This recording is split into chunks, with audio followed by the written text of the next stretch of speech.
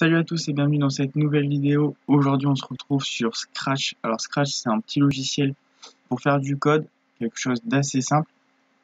Pour ma part c'est une petite redécouverte parce que personnellement j'en ai déjà fait mais c'était il y a très longtemps. Donc je sais plus exactement comment ça marche. Je me souviens de 2-3 trucs. Mais du coup le but de cette vidéo ça va être de tester un petit peu le logiciel, voir ce qu'on peut y faire. Bien évidemment il y a énormément de choses à faire, du coup j'aurai pas le temps de tout faire aujourd'hui. Mais ça va être de faire un peu la base, faire un petit test de Scratch et je referai sûrement d'autres vidéos sur Scratch et on fera des choses un petit peu plus poussées. Bref, du coup, on va commencer déjà par créer la boucle. Alors ça, je me souviens, on va ici dans Event et donc on va avoir plusieurs types de démarrage de boucle. Alors là, ça va être soit avec le petit drapeau qui est ici tout en haut, ou alors on pourra choisir une touche, on pourra ça, je pense que c'est quand la souris, on va faire un clic avec la souris. On va faire quelque chose d'assez simple. On va prendre le drapeau. Comme ça, on est sûr.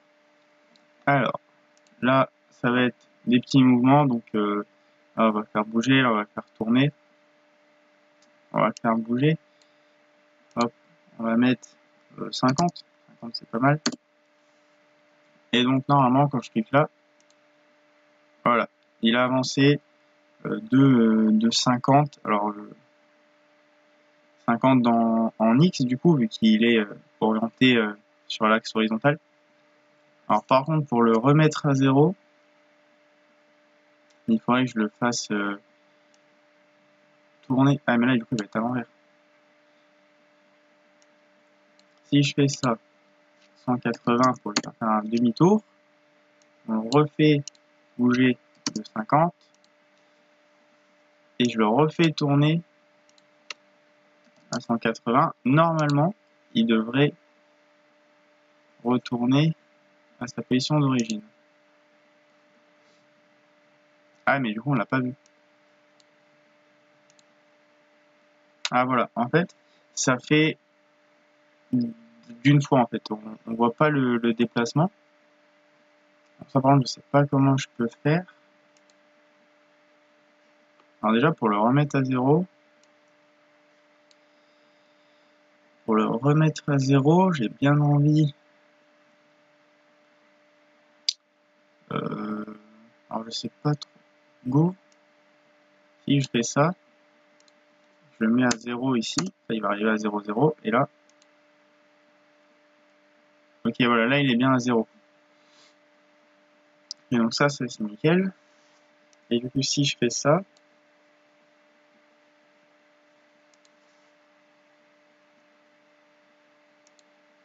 voilà, après je vais juste faire des ronds parce qu'on peut pas voir le déroulement en fait.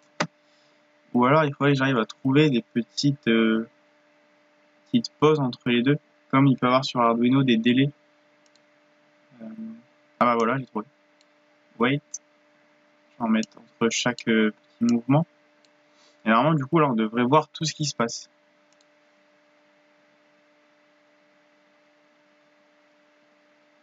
Ah non, pas, ça m'a pas vu du tout en fait, ça a juste pris plus de temps.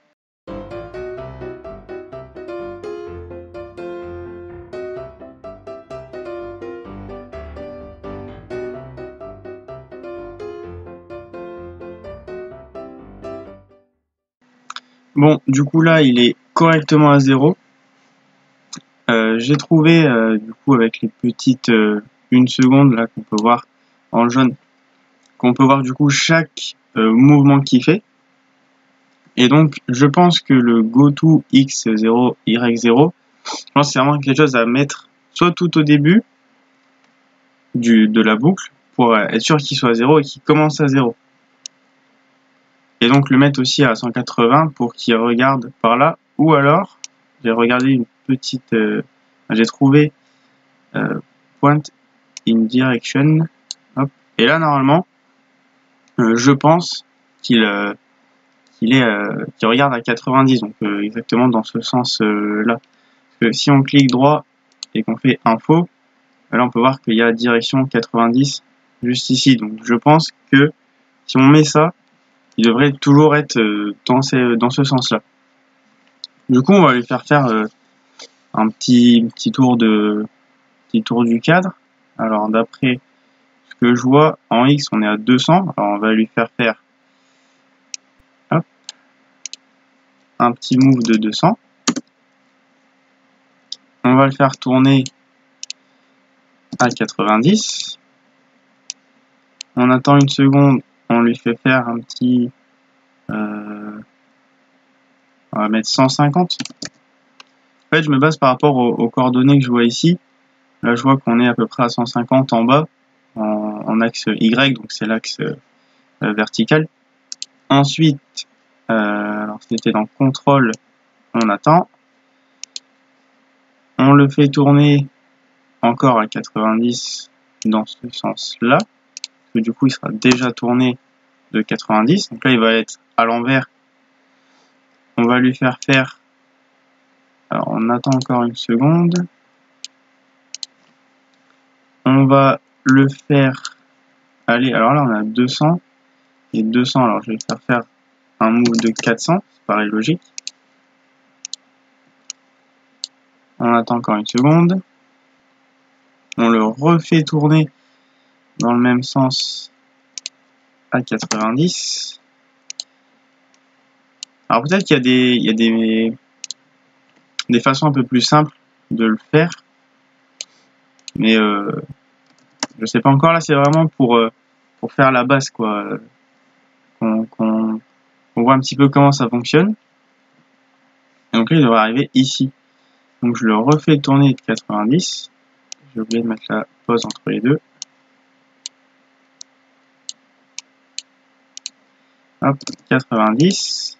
Et je vais le faire descendre de 150 à peu près. Alors vraiment là pour le coup je ne sais pas trop si la fin du programme est correcte. Ça a l'air pas trop mal. On va tenter, on va voir si ça fonctionne. Hop, on tourne. Eh, ça fonctionne bien. Hein. Ah bon, je l'ai pas mis assez haut. Alors je me suis un petit peu trompé, mais c'est pas mal. Ah bah c'est la fin en fait, je me suis arrêté ici. Là il a fait les 200. Ouais. Ouais, bah, j'ai trouvé mon erreur, mais j'ai trouvé comment on peut le faire faire, enfin lui faire faire tous les mouvements et qu'il n'arrive pas juste là où est-ce qu'on a envie à la fin, qu'on voit tout. Alors c'est un petit peu long de mettre à chaque fois le weight. Il y a peut-être moyen d'avoir une petite quelque chose de différent, petite astuce. Pour l'instant, c'est vraiment le début, c'est vraiment voir la base. Je vais faire un petit mouvement. C'était rien de plus simple. On va mettre de côté un petit peu le code, on va voir un petit peu pour changer de sujet, mettre un petit fond, etc. Alors, du coup, je pense que sprite, je sais pas comment ça se dit, c'est les sujets. Donc là, je pense qu'on va aller dans ceux de base du logiciel. Hop, alors, il y a l'air d'en avoir pas mal. Alors, ça charge, j'ai un PC qui est un petit peu long. C'est bon, j'ai réussi à le sélectionner. Hop, OK. Et j'ai mon deuxième sujet. Alors, du coup, le code n'est plus là parce que le code correspond au chat. Et là, du coup, l'ours, on peut lui faire quelque chose de complètement différent. Ça, c'est plutôt cool. Bon, je vais pas faire un autre code pour l'ours. Ça, on fera quelque chose dans une autre vidéo sûrement. J'ai envie de mettre un fond. Et je pense que c'est là. Est-ce qu'on peut... Ah ouais, donc une librairie. Alors, j'espère que l'ordi va pas trop... va réussir à supporter. On va prendre celui-ci. On va vraiment prendre un peu au hasard. Juste histoire de voir si ça fait bien. Alors, mon PC a un petit peu de mal avec les librairies. Ah bah c'est bon. C'est plutôt pas mal. C'est assez marrant. Et du coup, si je prends le chat... Ah, je suis dans le costume ici. Ah non, moi je veux aller dans script. Donc là, normalement, on va avoir le chat qui bouge avec le petit fond derrière. Ah, donc il s'est bien remis à 0. On a pu voir au début qu'il s'était remis à 0.